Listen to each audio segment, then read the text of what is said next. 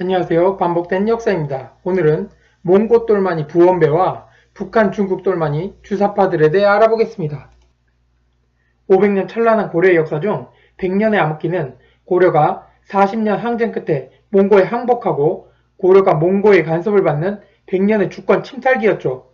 몽고가 고려의 통치에 관여하자 몽고를 추종하는 고려인이지만 몽고의 개가 된 민족 반역자 부원배들이 생겨나게 되죠. 인주지방의 신기도령으로 있는 홍복원은 몽고가 침입하자 몽고에 자신의 관할지를 들어 바치고 몽고의 앞잡이가 되어 고려에 침입하죠. 또 서북면의 장군 최타는 동족을 베고 몽고에 기부하는 무장의 수치를 저지르고 북계의 54성과 황해도의 6성을 들어 바치고 동령부라는 식민지를 만드는 데 일조하죠. 이후 최탄의 기록은 없지만 홍복원은 기부한 고려인의 통치권을 두고 고려 왕족을 모략하다 나중에 죽임을 당하죠. 나라를 판 죄로 천벌을 받은 것이죠. 또 다른 대표적인 부원배는 몽고의 황후인 기왕후의 기씨 집안 일족이었죠. 그는 몽고를 믿고 고려인들의 땅과 재산을 빼앗고 관직을 팔아 자신의 측근들에게 나누어 주었으며 고려와 몽고의 이해가 충돌했을 때 항상 몽고의 편을 드는 매국노 짓을 자행했죠. 공민왕이 즉위하고 반원적인 모습을 드러내고 원이 몰락할 기미를 보이자 불안을 느낀 기철은 공민왕에게 반역을 하려다 도리어 공민왕의 반격을 받고 목이 잘리고 일가가 몰살당하죠. 그럼 지금의 대한민국은 어떤가요? 북한이 우리 국민을 사살하고 불태워도 김정은의 말 한마디에 황송해하며 비핵화를 뺀 종전선언을 하자며 북한의 앞잡이 주석파들이 평화파리를 하고 있죠. 내 머리에 겨눈 총을 그대로 두고 돈을 바치면 그것이 사이가 좋은 관계, 즉 평화란 헛소리를 하고 있죠. 문제는 우리를 위협하는 모든 것을 그대로 두고 말로만 평화를 외치는 것이 돈으로 평화를 사도 된다는 논리가 국민들에게 통하고 있다는 것이죠.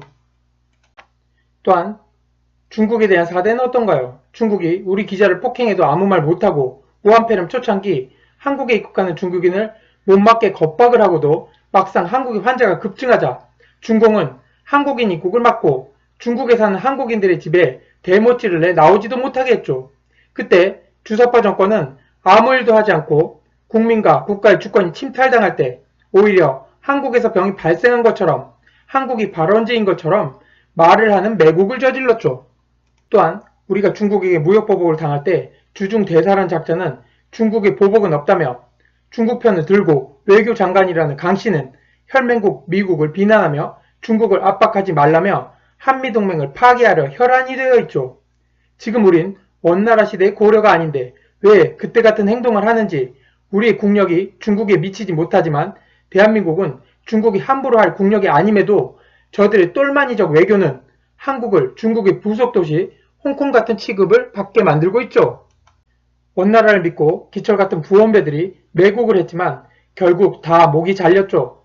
세력이 기우는 북한과 중공을 추정하는 자들의 말로가 다르다면 이미 대한민국은 멸망해 있다는 증거겠죠. 우리가 역사를 배우는 이유는 잘못을 반복하지 않기 위해서죠. 모든 것이 그때보다 우월한 대한민국이 잘못된 선택을 하지 않고 정도를 걸어 이 난국을 헤쳐나가고 보다 더 강하고 부유한 나라, 대한민국을 사랑하는 사람들이 살아가는 나라를 만들어야 할 것입니다. 감사합니다. 반복된 역사였습니다. 알람 설정과 구독, 좋아요는 영상 제작에 큰 힘이 됩니다.